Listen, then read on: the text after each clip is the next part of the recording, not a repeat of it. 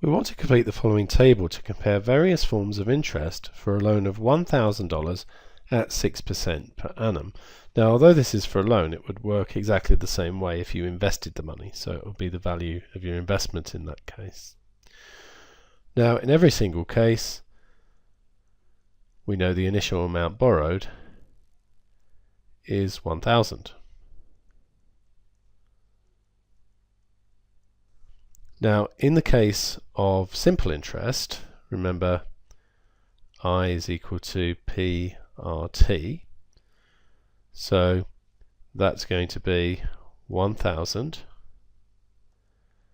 Now remember, with this formula we have to use this as a decimal, so 0.06, and obviously times 1 for 1 year.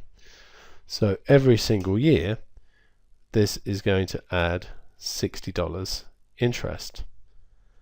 So this is going to be 1,060, 1,120, 1,180, 1,240.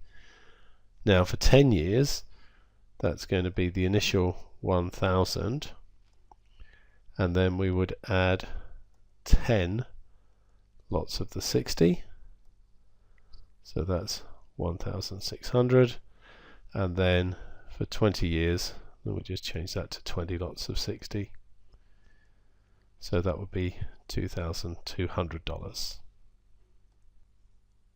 Now for the compounded annually, remember compound interest formula, and compounded annually means that n is 1, it's compounded once every year. So after 1 year, so the principal is 1,000,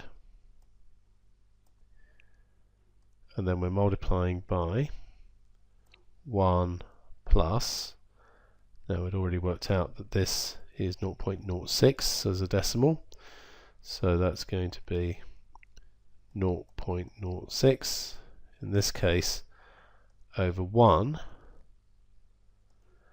and we're just doing it for t equals 1, so 1 times 1 is 1, and that gives us 1,060. And note how it's exactly the same as the simple interest if it's just the 1 year. We looked at this in earlier examples.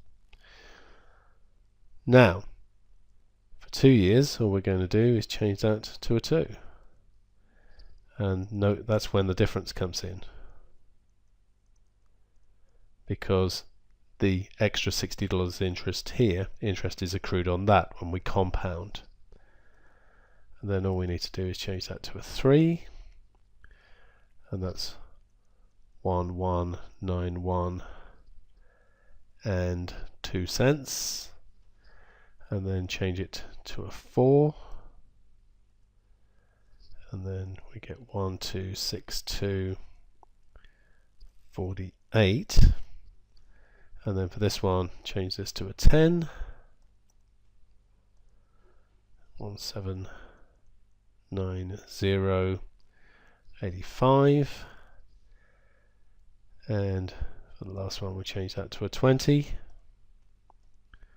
and that's 3207.14. So we can see there's a substantial difference now between compound interest and simple interest.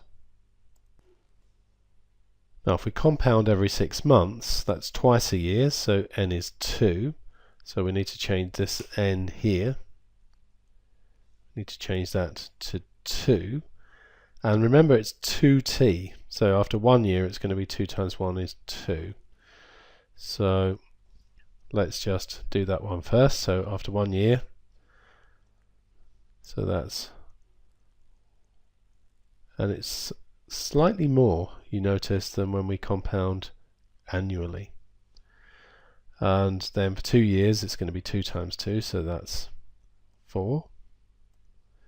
So 1125.51. Notice again, just slightly more than the n equals 1 situation. For 3 years that would be 6. Compound 6 times in 3 years.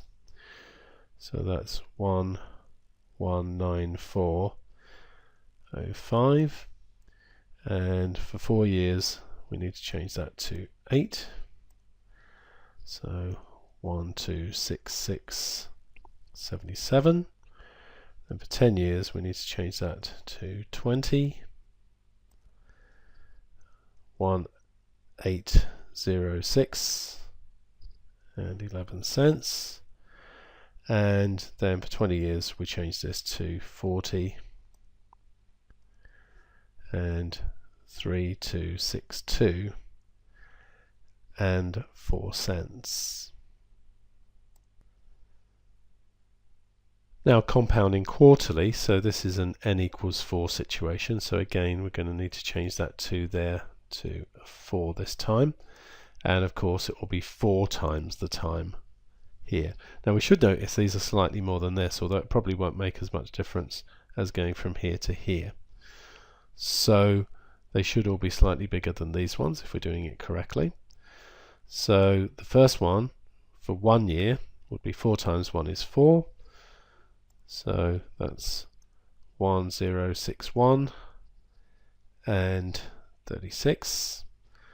And then for 2 years that would be 4 times 2 is 8. So 1126 and 49. And then for 3 years that's going to need to be 12. 1195.62. And it was going to need to be 16 for 4 years. So that's 1268.99. For 10 years this needs to be 40. 1814 and 2 cents, and then we change that to 80 for 20 years, and 3290 and 66 cents.